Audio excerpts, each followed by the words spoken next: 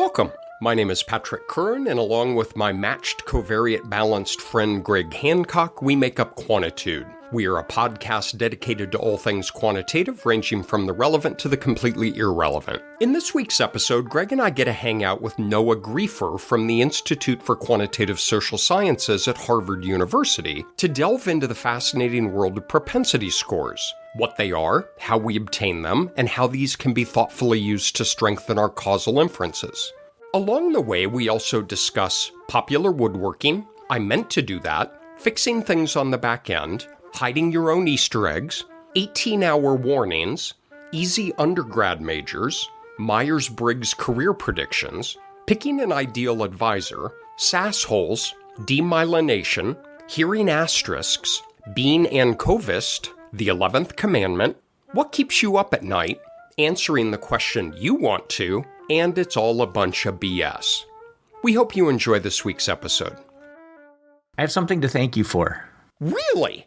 Did Goldie tell you to do this? Because usually you get your sticky note in the morning of emotions to express and gratitude to convey. Why did Goldie tell you to thank me? God, you just kept talking and talking. I don't remember what it was now.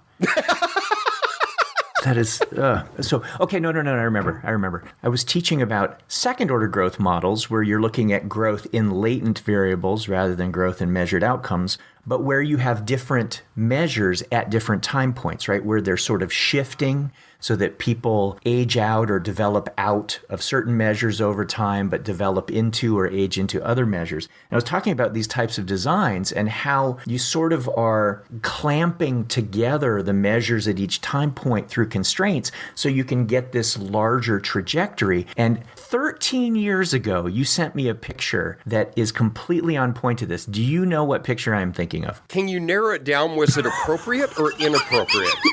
If you cropped it, it was appropriate. Okay, so the usual.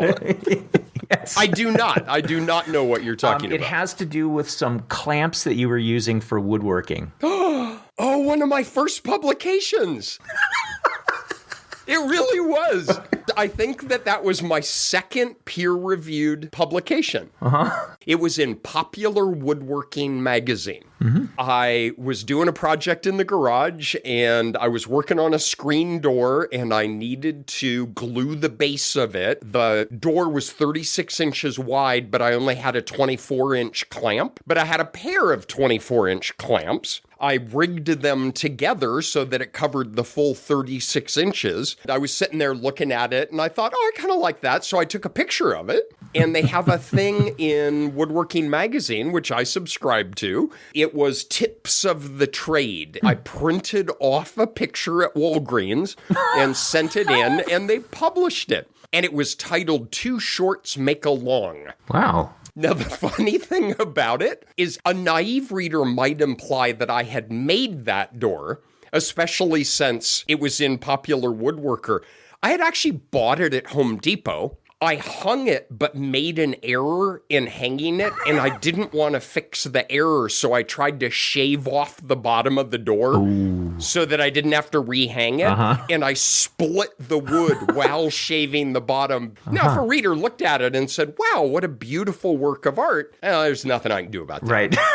Well, I admired your back-end jerry-rigging of something, and it really was the perfect image for the type of design where I was talking about, because in those models, you don't have all the same variables at different time points, but you often have the same measures at adjacent time points. And that's like you are clamping together time 1 and time 2 through a constraint, and then using a different variable for time 2 and time 3. And that picture is exactly what I needed. So I wanted to thank you for that. I haven't thought about that in a while. One of the things that I like most about how it was framed is that it's as if you meant to do this all along.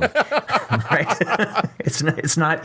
That is absolutely true. To the rest of the world, it's not covering your ass, right? It's what clever forethought he exhibited in this. This is a general rule more broadly. If you're going to go back and fix something up to try to make things how they should have been in the first place, and you bolt together things on the back end, you insist from the outset that that's exactly how you had planned it. Oh, absolutely. A bunch of years ago, I don't know, it might have been 17, 18 years ago, I was writing a chapter for some SAGE handbook. I don't remember. It was on latent means models. And we actually had an episode on latent means models earlier this season. We did indeed. I'm going to pretend like I remember that because I still keep texting you ideas for episodes, and all you text back is S3E27. And I'm like, oh, right. Forgot about that. Yep. Go hide your own Easter eggs. So I had written up this example of latent means models, but it was for a design that was non-experimental. I had these two groups that I was just comparing on some latent dimension. And the person who was editing the chapter, who was also the editor of the book, had written back and said, you know what you should do? Because this design is not experimental, you should find a way to work propensity scores into it to really make the inference richer. And of course, my response is, what a great idea. Yeah. But it was not unlike you having a conversation with Niels Waller about fungibility, where you're going, propensity scores, of course. Yeah. No duh. I was thinking the same thing. The more I got into learning about propensity scores, which is not to say that I understand propensity scores, but the more I got in, the more it looked like this thing that you were jerry-rigging on the back end to try to make it look like you had this beautiful experimental design, which of course you didn't. And then in the end, it almost feels like I meant to do that, right? And I tried to make the paper look as though somehow that was intentional from the start. So that is not unlike where we find ourselves today. In principle, we should have selected this topic on propensity scores and months ago arranged for a content expert to come and join us. Mm-hmm. I forgot and did not months ago contact the content expert to come and join us. 2 simple words in the English language. I forgot. I might have emailed him yesterday. In that spirit, I'm going to say I meant that the whole time. That's exactly how I had it planned. Because our guest today, I have found over the years, performs much better when we throw things at him unexpected and unprepared. And so from the outset, I decided to pull him in at the last minute so that we could get real-time reactions from him. So we entirely meant to give him an 18-hour window of warning. Mm-hmm. I am so pleased to introduce Noah Greifer, who is going to join us and talk to us about propensity scores. Noah, give us a little bit of your origin stories. Where'd you come from and how did you end up where you are today? Sure. I'm from Los Angeles, California. It's my humble beginnings in small town, rural California. And I went to UC San Diego for undergrad. I started off as a math major because I was like a mathy kind of guy. But then I just kind of wanted to have a chill time in college. And so I switched to a psychology degree. Which is a bit easier, and studied philosophy as well, and had a nice time in college and was ready to go to grad school for cognitive neuroscience. I just felt like I was destined to be a professor. I took one of those like career should you do type of tests, and it was like, be a professor. I said, okay, I will. Oh, wow. I was supposed to be a park ranger. After all the sciences and math and stuff I had taken in high school, I was told I should be a photographer.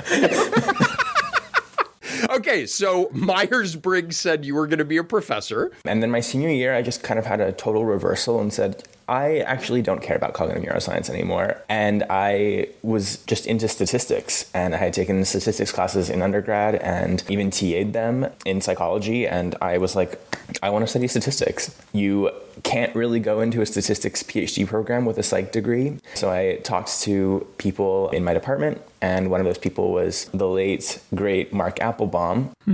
And he recommended that I apply to quantitative psychology programs, and that in particular that I apply to UNC. So I applied to a bunch of grad schools, and UNC was the only one I got into, and I was on the wait list, and Patrick took me off the wait list, which was very nice of him. I just found your rejection letter for Maryland. I applied to work with someone who wasn't taking students, and that was actually a theme in some of my grad school applications as well. At some point, it's you, Noah. I think this is an important realization. Miraculously, Patrick took me off the wait list, and I decided to go to UNC. I didn't know what I wanted to study, and I remember in my application, I was extremely vague and mentioned something silly like small sample sizes. Not that I knew anything about that. I eventually fell into causal inference and propensity scores. and decided that this was an area of interest for me. So I took a bunch of classes in that and wrote my master's on using propensity scores with moderated nonlinear factor analysis. Eventually did my dissertation, and I applied to a postdoc at Johns Hopkins with Liz Stewart. After a year in my postdoc, I was ready to go and be a professor, but I found that I was really struggling in this postdoc to do the things that a professor had to do, like manage my own time and write papers. And I just wanted to basically do my passion, which was writing R packages, which I know is a funny thing to call your passion, but it really was mine. That's what I was doing in my free time. I was recruited by Harvard to be a statistician for them, and now I work at Harvard as a statistical consultant and programmer. So I'm confused on the professors are supposed to manage their time and write papers. Is that... That's kind of news to me. I was too, and that's why I guess this aptitude test said I should be that, despite having this problem my entire life of procrastinating. One thing we all love about you is you're very modest, as well as you had some major successes in grad school, as you were an exemplary teacher. You did interns at SAS and RAND. Noah was just a joy to have. One of the reasons why I pulled you off of that wait list is, one, is I was very interested in your application to begin with. But the second is I was very close with Mark Applebaum. He was a senior mentor to me for 25 years. And he sent me a one-line email that said, "Admit Noah." And I was like, yeah, okay. Mark had his fingerprints on a lot of things. Thank you so much for joining us today, especially given how much effort we put into the scheduling and organizing of this that dates back, I don't know what, Greg, about 18 and a half hours ago? Yeah.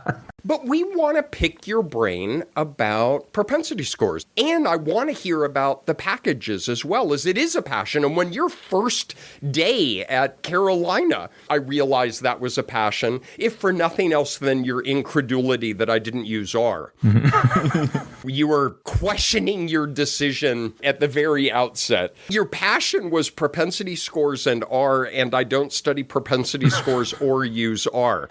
But other than that, I think I was an ideal advisor for you. He's a diehard sasshole. Well, let's set the stage for this. Noah, can you help situate us with regard to the benefits of good design and when you can't necessarily have good design, and then the role that propensity scores might play in helping us out of that hole? When you're interested in estimating the causal effect of something, a treatment or policy and exposure, I'm just going to use the word treatment, on an outcome. And this is actually not the only way that psychologists think about causality. Psychologists are often interested in figuring out what are the causes of variability in some outcome or some behavior. And that is not the context that propensity scores are used. They're used in the context of estimating the causal effect of a known treatment or exposure on an outcome. So it's not about discovery, it's about estimation of an effect. We usually think about a binary treatment. That's the easiest case to think about, where we have two groups, a treatment and a control. They don't have to be treatment and control, they don't have to be two groups, but that's just the simplest context. And so I'll talk about propensity scores with respect to that context. Ideally, if you're interested in the effect of a binary treatment on an outcome, you would randomly assign your participants into the treatment and control group and then compare the differences in their observed outcomes. Hopefully there's no dropout, and hopefully everything is measured well with no error, although we know that's never the case. The benefit of randomization is that, on average, the two groups are the same on all of the features, the characteristics that would cause variability in the outcome. If you randomly assign, it's not the case that you would have one group that's a lot older than the other,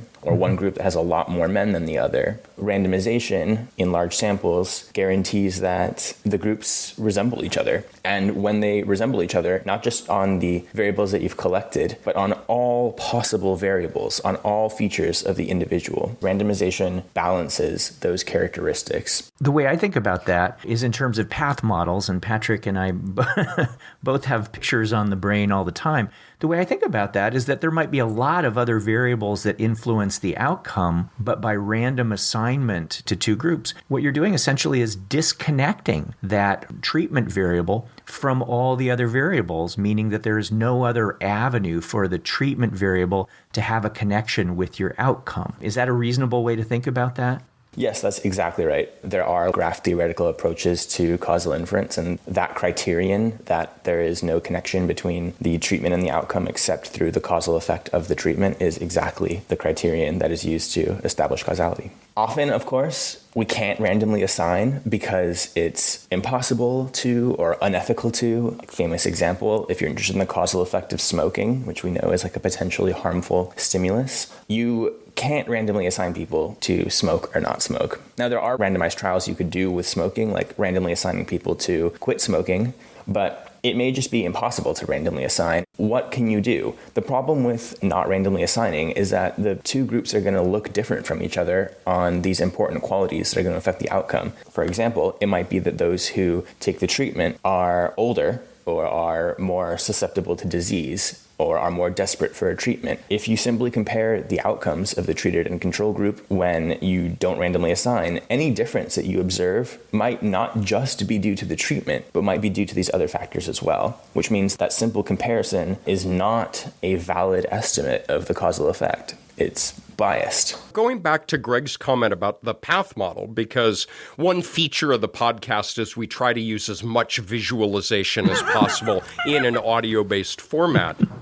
Back in the day when I learned this, if for whatever reason you couldn't achieve randomization, as long as you had those covariates in the model, those would, and I'm going to use air quotes, adjust the outcomes for these differences. And then when you looked at the unique effect of that binary grouping variable, that was above and beyond the covariate effects. And there was almost a magical quality to it. Don't worry your pretty little head about randomization. We can fix that on the back end. What are the problems with that? So many problems.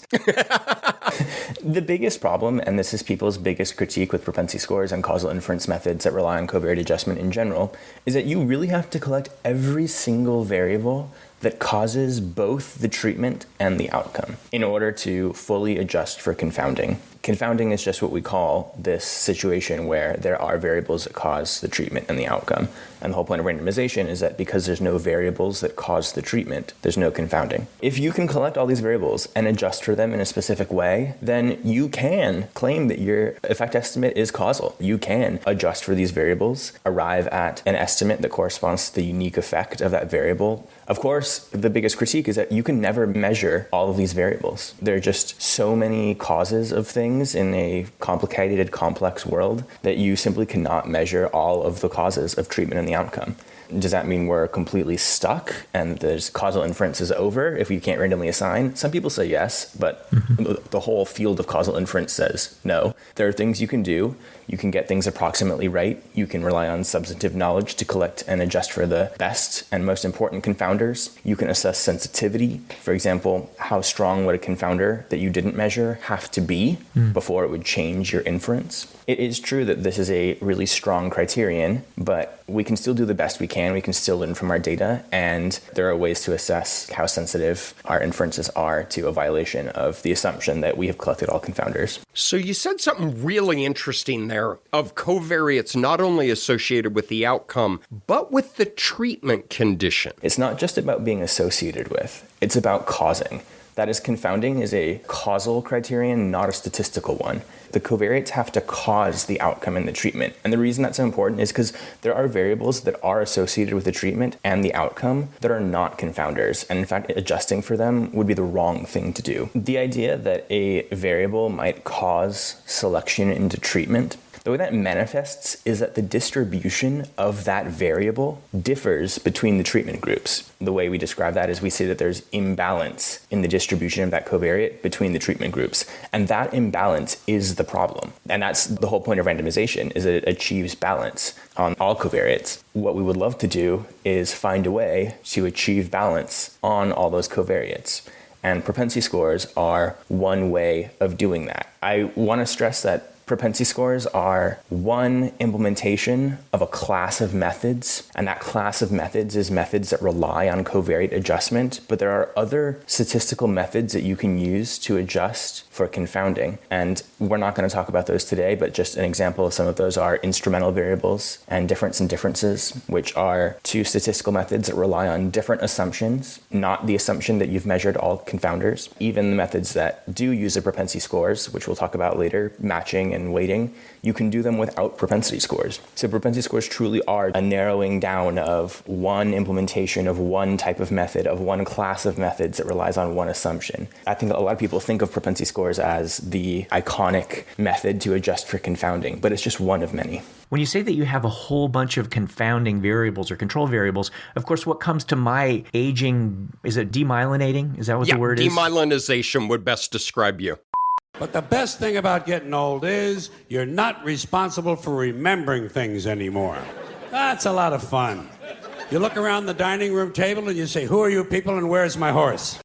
My demyelinating mind is ANCOVA, the idea of using the general linear model to try to incorporate these variables. And I'm going to assume that we've identified them reasonably on theoretical bases and all of that. But then when you start saying all the variables, that starts to make me really nervous that there's so much information I don't even know how to balance when I've got an entire boatload of these kinds of variables. My thinking is that that's probably where propensity scores come in with all of these control variables or confounders. I like to think of propensity scores actually as really an alternative to ANCOVA that attempts to address the problems with ANCOVA. The problems with ANCOVA are you are assuming a linear relationship between the covariates and the outcome given the treatment. And you are assuming that the relationship between the covariates and the outcome does not depend on treatment, which is to say that there's no interactions between the treatment and the covariates. Now you might say, okay, well, I'll just put an interaction between the covariates and the treatment, and I'll just use maybe a flexible generalized additive model or splines, and that'll take care of all of it. It might, but you have no way of knowing whether it did or not. You can examine the residuals, so by that time you've already estimated the treatment effect, and the residuals are a broad diagnostic that doesn't exactly tell you whether there are components of the variables that are still relating to the outcome given the treatment and the covariates you included in your model. Regression may adjust for confounding, but you don't know if it did. How we would know if it did is if we had our two groups and we looked at the distribution of the covariates within those groups, and the distributions of those covariates were identical. Mm-hmm. Under that circumstance, we know that we adjusted for all of the variables correctly. Propensity scores and methods related to propensity scores are really aimed at this problem of the inability not only to correctly specify the outcome model, but to justify the complete adjustment of covariates by whatever method you use, whether that be the regression model or some other method. Mm-hmm. I still haven't defined propensity scores. I'm intentionally resisting that because I really do want to paint this picture that propensity scores are one way to do what I'm about to describe. Rather than adjusting for covariates by modeling the outcome, you adjust for covariates by manipulating the sample of the treatment and covariates without reference to the outcome. In the causal inference world, we call that a design-based procedure as opposed to an analysis-based procedure. Analysis is just the word for a model based on the outcome, and design is this kind of analogy to experimental design where you are adjusting the sample or the selection features to eliminate confounding. An example of that would be designing and implementing a randomized trial. What propensity score methods do is they attempt to mimic a randomized trial in your observational study. They do that by attempting to balance the covariates between the treatment and control group. And what's cool about that is that doesn't involve the outcome at all, which means that once you've done this process of adjustment and you've manipulated your sample, you can just do a t-test, for example, on your outcomes. There's no modeling assumption about the relationship between the outcome and the covariates that is otherwise an integral part of ANCOVA and other regression adjustment-based approaches. Okay, now let's talk about the propensity score, I think, because I've avoided talking about it. Get on with it. Yes, get on with it.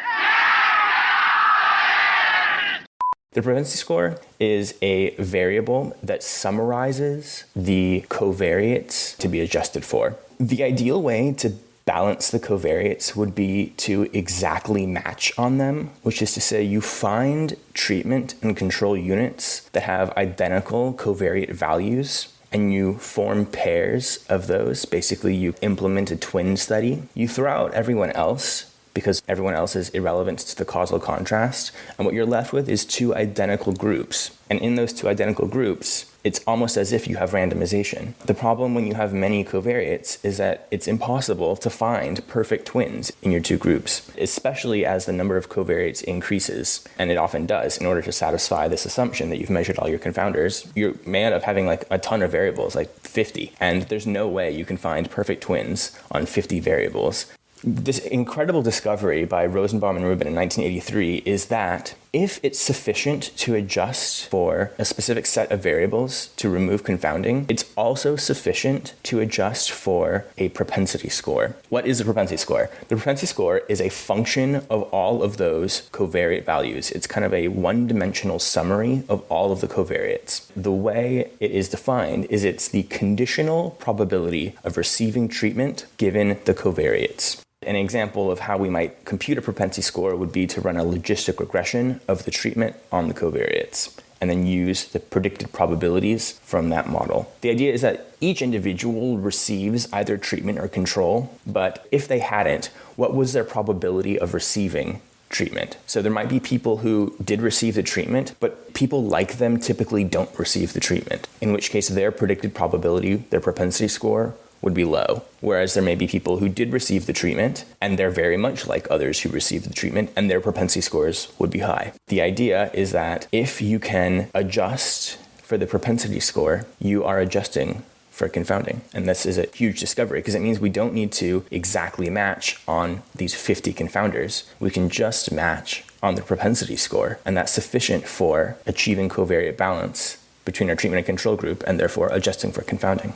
This is a fascinating change of perspective because going back to the ANCOVA, you're talking about taking an optimal linear combination of your set of covariates, adjusting for those in the dependent variable, and then looking at what is left over in comparing the treatment and the control. And if I understand correctly, you're shifting that back where you're taking an optimal linear combination, or nonlinear as the case may be, in predicting the treatment group membership. So you're building a model for selection and then using that in a subsequent analysis in examining the group differences on the outcome of interest. Is that a right way of thinking about that? Yes, that's exactly right. A lot of the things that you're saying, I either hear asterisks in your voice, or footnotes that that we should drill down into, or things that make me go,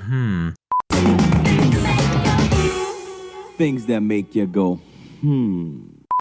And one of the things that has made me go, so far was the idea of the model that actually gets you to the propensity score. I could imagine that there are a ton of different possible models. You mentioned logistic regression, but there could be other things too, right?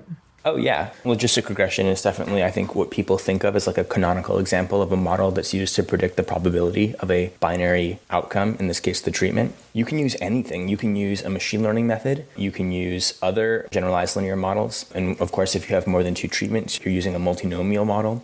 One of the cool things about propensity scores is that they are amenable to machine learning, which means you can use a complicated model to predict the treatment selection and generate the predicted values from that. What's cool about the propensity score model is there's no value in interpreting the propensity score model. Its sole purpose is to create these propensity scores, which means you can have any model. It can be way overfit, it can be overparameterized, it can be completely uninterpretable. But as long as you're adjusting for the right variables, and as long as that propensity score yields covariate balance after adjusting for it, you're golden. Technically, doesn't it have to be the right model for all of this to work out? Yeah, technically, you do need the right propensity score model. But that's what's so cool about the ability to use machine learning. There's a much better chance that you're going to approach the right propensity score model if you can use whatever model you want to use that can flexibly adapt to the data and possibly incorporate all interactions and nonlinear terms. And there's basically just like no hope of you doing that with a linear outcome model. And even there's essentially no hope of you doing that with a logistic regression treatment model. And so that's like why machine learning is so important for propensity scores. Is there a danger here of overfitting if you put all 130 potential confounders into your propensity sausage maker? Can that cause some problems? That's a great question. The answer is kind of no, because the way the propensity score model is evaluated is on how well the resulting propensity score achieves balance when adjusting for it. It's not about parsimony at all. It may be that a parsimonious model is the one that achieves the best balance, but it's often the case that it's not. And really, you need a rich model that adjusts for the covariates in a complete way. And that's the type of propensity score that yields covariate balance after you adjust for it. That is how propensity scores are evaluated. That's their sole criterion. And that's very much unlike any other model that we use in statistics, really, which is maybe based on its predictive ability or its interpretability or the distribution of residuals or anything like that. And that's just not the case with propensity scores. They're evaluated solely on their ability to achieve balance. It makes me think back to Harold Hotelling in the early 1930s with principal components analysis, which is he had a larger amount of information. He wanted to distill it down to a smaller amount of information. He did not care about rescaling eigenvectors or rotating or interpreting. It was just a bit of a Thor's hammer to take a large dimensional space and reduce it to a small dimensional space. That seems like what one of the goals is here. It's definitely related. The thing about propensity scores is it really is about this theorem, which demonstrates that adjusting for the propensity score in particular is sufficient to remove confounding. It's not just adjusting for any summary of the covariates. So it's not just about summarizing the covariates into a single dimension. It's specifically about the propensity score, the predicted probability of treatment that has this property that when you adjust for it, you remove confounding. So let's go there. We have a set of covariates. We have a binary outcome. For simplicity, we'll have two groups in the treatment. For simplicity, we'll do logistic. You have 500 people, and every person gets a propensity score representing some probability of membership in the treatment group. What do you do then? There are a few ways to adjust for the propensity score. There's like 4 canonical ways. One way, which I don't recommend, is you actually treat the propensity score as a confounder and you adjust for it using ANCOVA. So that's one reason that I don't like that, is because that's just going back to the old using ANCOVA, which we're not about. We're going to leave that behind. Are you an ANCOVist? You sound like an ANCOVist. I will unabashedly say that I am not into ANCOVA. Even if estimated in SAS? I mean, a SAS ANCOVA really is state of the art. Done and done. Yeah. Let's talk about the other 3 methods of adjusting for the propensity score. The canonical one is matching. And so this method of propensity score matching is by far the most popular application of propensity scores. The idea is that each treated unit has a propensity score, and so does each control unit. For each treated unit, you find a control unit with the closest propensity score. You create pairs of units that have near identical propensity scores. And any unit that's not paired is just discarded from your sample. A lot of people have problems with that, by the way, because you're literally throwing away data.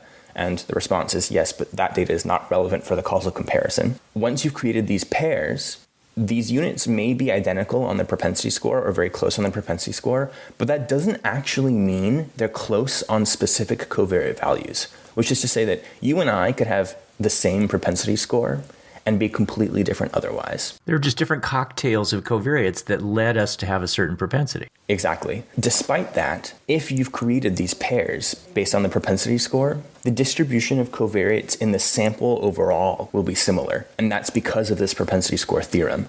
Propensity score matching allows you to achieve covariate balance in this way. People don't like this because you're throwing away data. There are, of course, more sophisticated methods of matching that don't involve throwing away as much data, like you can match 2 controls for each treatment, or 3, or a variable number. The propensity scores aren't truth. I would imagine we could think about them as a measured variable and that there is even some underlying latent propensity. How much fuzz is there in propensity scores, and how does that play into what you're describing? The theorems of propensity scores all assume that you have the true propensity score for each individual, which of course we don't have in almost all situations. And so they need to be estimated. And so the theorems basically only apply approximately with respect to estimated propensity scores. If you can estimate them well, you can achieve balance. Now this leads to an interesting idea in propensity scores, which is called the propensity score tautology, which is that a good propensity score achieves balance, but the way to assess whether a propensity score is good is whether it has achieved balance. This goes back to this idea that the propensity score is only assessed based on its ability to achieve balance, We don't need to rely on the theoretical properties of the propensity score to assess whether it's working right or to implement it. We just need to assess whether it achieved balance. So then if there is this fuzz, though, you're doing some kind of matching, and that fuzz has to play into matching. How do you decide how close is close, and to what extent, if any, do we factor in this fuzz? What most matching algorithms do is they don't consider how close is close, they just find the closest. If I have a propensity score of 0.3, a matching algorithm will find the control unit with a propensity score closest to 0.3 and assign that to me. And that's one way of doing propensity score matching. There are, of course, more sophisticated algorithms that take into account the entire propensity score distribution and try to minimize some overall difference between propensity scores within matched pairs. But the basic kind of nearest neighbor matching strategy is to just find the nearest. Now, that can actually lead to pairs that are very far on the propensity score. So if I have an extreme propensity score and there's no control unit with a close propensity score, I will be paired with someone who is very far from me.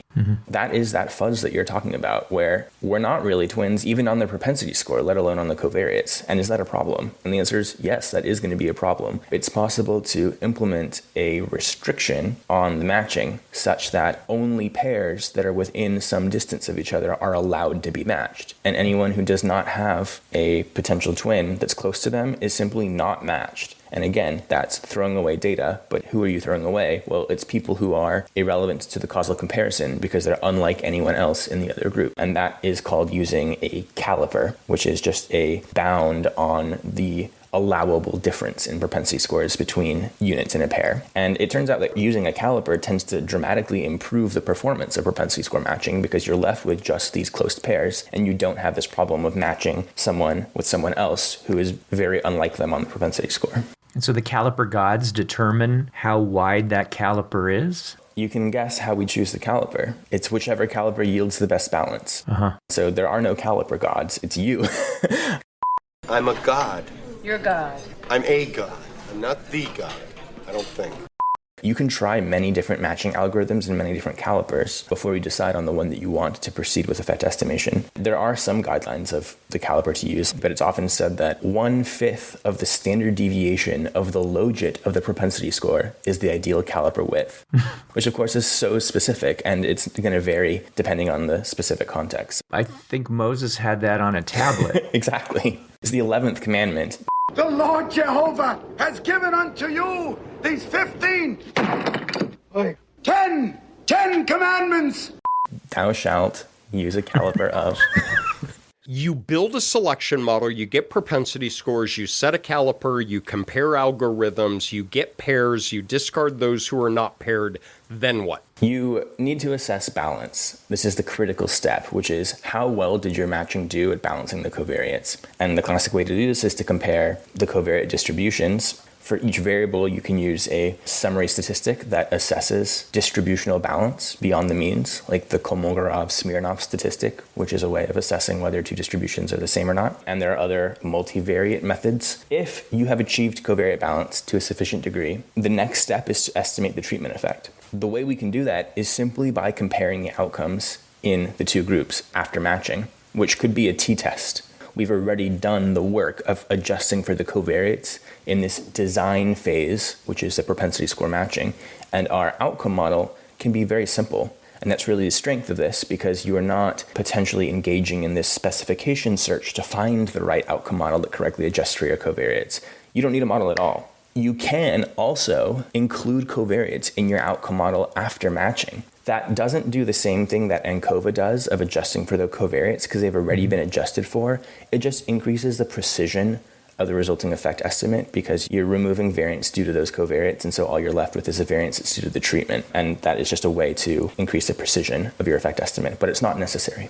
What I see in my mind's eye is a set of covariates predicting a binary outcome in step 1, and then you do all the work that you do, and in step 2, we have the binary predictor of your dependent variable of key interest. Is treatment condition a mediator? No, that's absolutely right. The treatment is a mediator between the confounders and the outcome. It's just not really that valuable to think of it that way because you're not doing mediation analysis. You're interested in a single coefficient in this path model, which is the relationship between the treatment and the outcome. And the confounders are just these kind of nuisances that you need to adjust for. So it is true that the causal structure of the system is that of a mediation scenario, but treating this as mediation is not useful because usually in mediation we have a focal predictor and then the mediator is also of substantive interest. In this case, only the treatment is of substantive interest and the confounders we're just adjusting for. They're not substantively important focal predictors in a mediation. I'm a congenital counter. We're on number 2, but you said there were 4. I'm starting to feel really uncomfortable here. We'll talk about the other 2.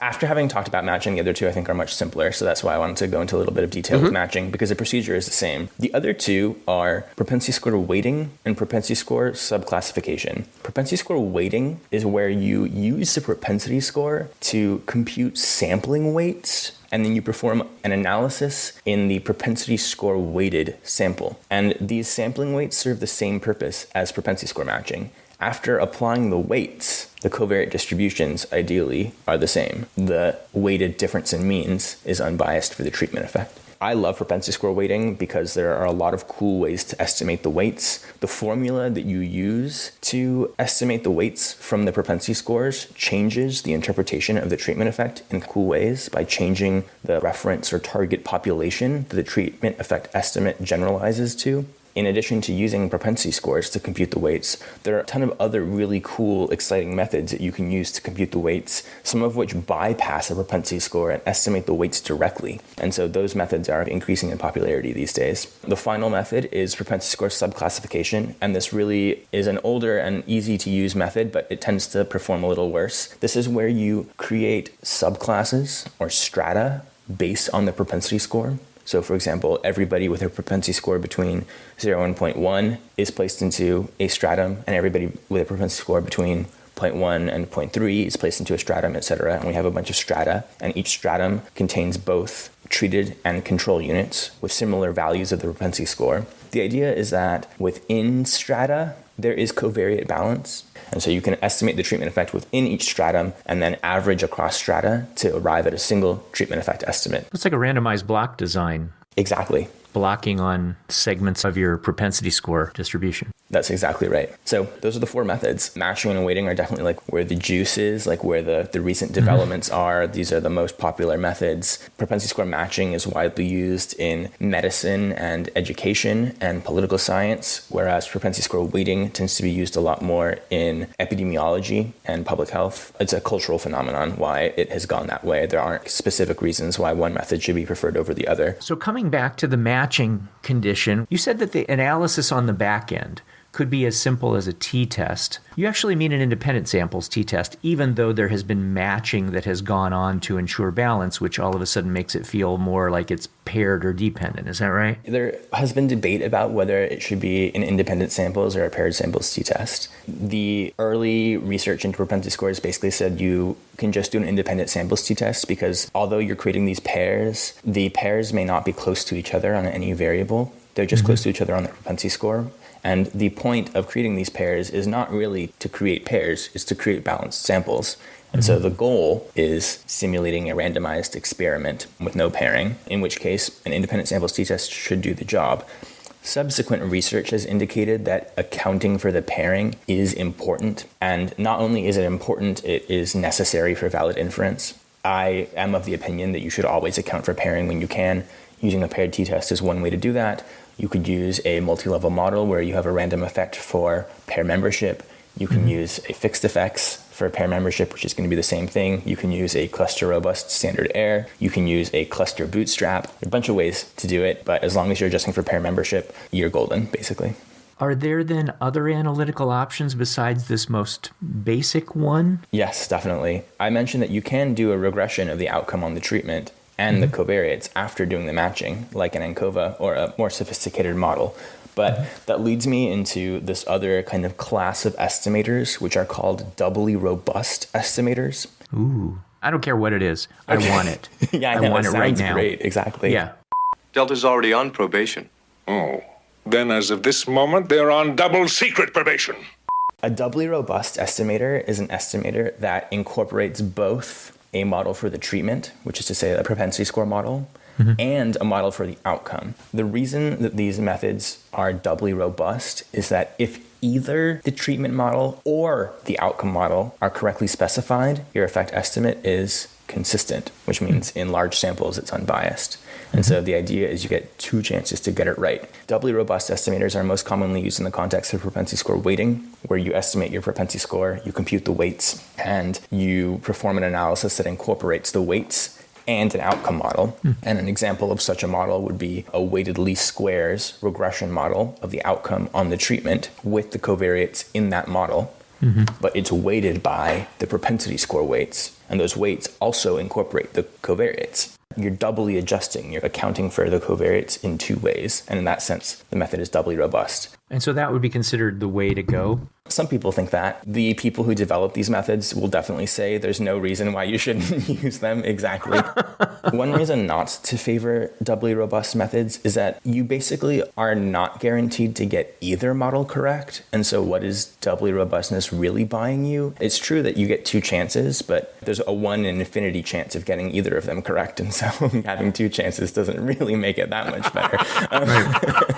But it's twice as much, Noah. Come on. Exactly. It's 2 in infinity. Jeez. You still have the problem of multiple covariates, right? So one of the initial things that we talked about is when you've got 100 covariates and you're like, I'm pretty sure that this covers the spectrum. When you move to a model that's doubly robust, it seems like you still need some sort of principles, dare I say, to decide what covariates ought to be in there in this model, right? Yeah, definitely. The principle of which covariates need to be adjusted for is a purely causal criterion. The more statistical question of what variables need to go into this model to adjust for confounding without oversaturating the model essentially is kind of a different one. What's cool about these doubly robust estimators that really sets them apart is that you can use machine learning for both models and yet use asymptotic normality in your inference.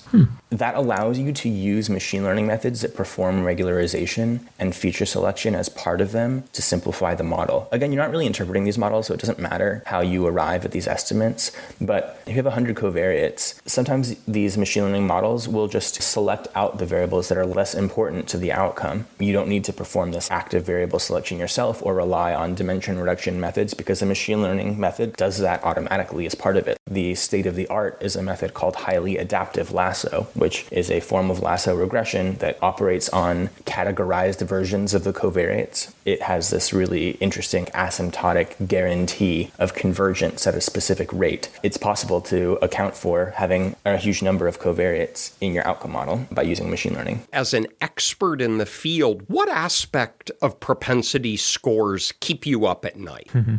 I guess I'll maybe answer a different question before I get to that, which is what? Okay, everyone, this is a microcosm of 5 years of graduate study that I had with Noah. So please, answer a different question. Answer what you want to answer, Noah. I'll answer the question that I thought you were going to ask before you said the last word of your question, and then I got really excited to answer. Okay, go for it. Which is, what do I like about propensity score methods? These do keep me up at night, but for a different reason. They keep me up at night because I'm thinking, this is just so wonderful.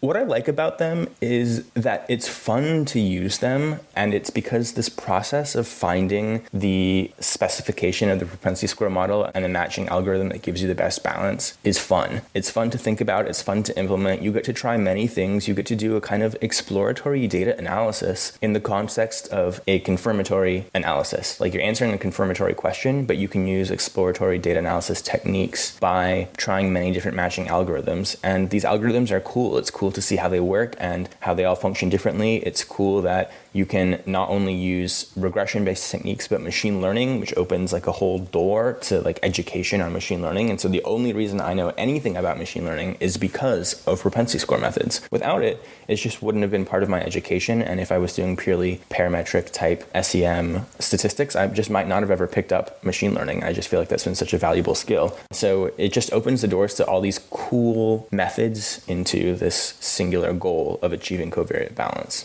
That's why I love and enjoy propensity scores, and why I enjoy like being a scholar of this area, is because it allows me to learn so much about other cool branches of statistics. So that's what keeps you up at night for good reasons. For good reasons. Let's talk about what keeps me up at night for bad reasons. One of the hardest things about propensity score matching is the inference is a little unclear. And by inference, what I mean is computing uncertainty around your effect estimate. I've mentioned that you can just use a cluster robust standard error, and that's valid, but it's not exactly clear to me if that is really accounting for the process of finding the right matched sample. There aren't asymptotic guarantees. It's relying a lot on intuitive arguments. There are proofs about why it's valid, but I still sometimes feel like it's a little fake, or that it would be really hard to justify rigorously. I get why econometricians don't always like some of these methods, because there's not a clear proof of why a specific standard error is valid. There's so many choices that you can make that are unverifiable, like which cluster robust standard error to use, or which outcome model to use after you've done the matching, or if you have several matching specifications that all yield the same balance but yield different effect estimates, what do you do? Another thing is that people implement these methods really poorly. Like, people are not good at doing propensity score analysis. And I think that like every statistician feels that way about every single method that they study. I'm sure you guys feel that nobody has ever run a structural equation model correctly or a latent growth curve model correctly. I think that nobody has ever done a propensity score match correctly either. One of my most popular tweets is that I really think that like nobody should be allowed to, except like the 12 experts in propensity score analysis. Those are the only people who should be allowed to run one. The apostles. Right, exactly. And even then, if I'm one of those, there's still so many things I don't know how to do correctly that I kind of sometimes feel like it's all bullshit. It isn't really. Because there is truth and there are good properties. The more I think about it, sometimes I do feel like there's too many unknowns, and we are definitely straying from the truly confirmatory asymptotic inference world. That's a really good pivot point into what do you see as areas of future work? This is really for a statistician to figure out how you can incorporate the specification search in the matching algorithm and propensity score model in the uncertainty estimate of the treatment effect. If we were able to do that, it would make justifying that process a lot easier and more valid for skeptics of this method, who often say that one of the problems with propensity score analysis is that there's so many ways to do it. There's so many ways to estimate a propensity score. There's so many ways to perform the matching, and those different choices can have big impacts on the resulting effect estimate. And so how do you have an honest uncertainty estimate? And usually the way we do it now is we just pretend we didn't do all that stuff. And there's some reason to think that that can be okay. And there's a whole philosophy which is called matching as non-parametric preprocessing, which basically assumes that the matching is not part of the inference because the inference is only on the matched sample, as if that was the sample you started with. But of course we know that's not true. Matching really is part of the analysis. I feel like if a statistician could really account for that, I think that would be really great. I think we really need better methods of assessing balance, because this whole thing relies on the propensity score tautology, which is that like once you've achieved good balance, your propensity score is good and you can move forward. And the current methods for assessing balance are really poor. There are some cool new methods, but they just haven't really been explored very much. A method that I'm really excited about is called energy balancing, which has like a really cool sciencey sounding name. Wow. Which relies on this non-parametric measure of the association between the covariates and the treatment. And it's a multivariate measure, so it's a single number that describes the covariate balance of the entire sample after matching. I really think it's the statistical theory that would convince skeptics is really where the research needs to be done. One thing I've always admired about you is trying to take these very high-level theories and procedures and get them out to people who can use them. You write packages. Two big ones that I'm aware of are Cobalt and Matchit. Tell us a little bit about those and anything else that you're working on. I have written many R packages, and almost all of them are in service of propensity score analysis. In grad school, I started writing this package called Cobalt, which was a way of assessing covariate balance, both numerically and graphically. The reason I wrote it is because every R package to perform propensity score matching or weighting, and there are many, had their own balance balance assessment features that were not compatible with each other. And I was like, wouldn't it be great if there was just one that did it all? Cobalt became popular, which felt very cool to me as like a young grad student. And when I left grad school, I had no publications, but I had 3 very popular R packages under my belt. So I just took a different route to what it meant to be productive in grad school. So the packages that I wrote in grad school, the big ones were Cobalt. It's a cool name. It stands for Covariate Balance Tables. And I wrote this one called Weight It, which is a pun on an existing R package called Match It, which is like the R package for propensity score matching, which I didn't write. After I finished grad school and started my postdoc with Liz Stewart, I asked if I could update Match It, which had not been updated in a long time. I basically almost rewrote it from scratch, and now I definitely consider Match It one of my packages. I am the maintainer of it. I definitely am not one of the original authors, and so I don't want to take credit for its inception. I have another package that implements an optimization-based method of weighting, which is called OptWeight. At Harvard, my job is to write R packages for other people, which is just like the perfect job for me. I feel so blessed to have this job, basically. And some of those R packages are unrelated to things I know about. Like I've been asked to write R packages for phylogenetic analysis, which I don't understand at all. And I'm just kind of like typing away. That doesn't stop us in academia. Exactly. Now, I don't know in the actual final episode minutes, but we are at 96 minutes in recording time. There's so many more questions that I want to ask, but we just don't have the time to explore it, and we will have to give you another 18 hours notice and bring you back some other time. But I think it indicates how exciting this area of research really is. Yeah. I find it fascinating in so many different ways. We so appreciate you sharing your time. Very much. Importantly, we so appreciate you getting up several hours earlier than you usually do. Noah is quite the night owl, so when I asked about what keeps you up at night, nothing keeps him up at night. He's already up at night. So thank you on all counts. Yeah, we really appreciate it, Noah. Thank you. Yeah, I'm so honored to be a part of this podcast. Despite you only giving me 18 hours, that was enough for me to say yes. I think I said yes in like 10 minutes. If we had given you twice that amount of time, I might have rethought my decision. See, that's just it. That's exactly right. Take care, everybody. All right. Thanks, Noah. Bye. Thank you. Bye. Thanks so much for joining us. Don't forget to tell your friends to subscribe to us on Apple Podcasts, Spotify, or wherever they go for audio content within 1/5 of a standard deviation of their Logit score. You can also follow us on Twitter, where we are at QuantitudePod, and visit our website, quantitudepod.org, where you can leave us a message, find organized playlists and show notes, listen to past episodes, and other fun stuff. And finally, you can get really cool Quantitude merch, like shirts, mugs, stickers, and notepads from redbubble.com, where all proceeds go to donorschoose.org to help support low-income schools. You've been listening to Quantitude, the podcast that has shown absolutely no propensity whatsoever to help anyone achieve balance. Today's episode has been sponsored by Batch It, the dating app for bachelors, bachelorettes, and single people everywhere. Simply enter your covariates, and within a matter of seconds, you find your true propensity pal. Narrow caliper matches available for Platinum members only. And by Supermodel-Based Inference. When you look at your model and just say to yourself, OMG, that model, literally looks amazing. And finally, by Survey Statisticians. Some of the only people who are actually happy when their kid comes home and says that they're going to earn a little extra money working the polls. This is most definitely not NPR.